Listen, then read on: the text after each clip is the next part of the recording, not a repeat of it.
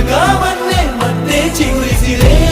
ಹಕ್ಕಿಗೆ ಮಾನಾಗಿ ಹಾರಲು ಬಲವಾಗಿ ಮಡಿಲಲ್ಲೇ ಆಗಸ ತೋರಿತು ನಿನ್ನ ಮಮತೆಯ ಬಲವಾಗಿ. ಸೇರಿದ ಈ ಹೊತ್ತಿಗೆ ಕೈ ಬೆರಳಿನ ತುತ್ತಿಗೆ ಆ ದೇವರಿಗೆ ಶರಣು.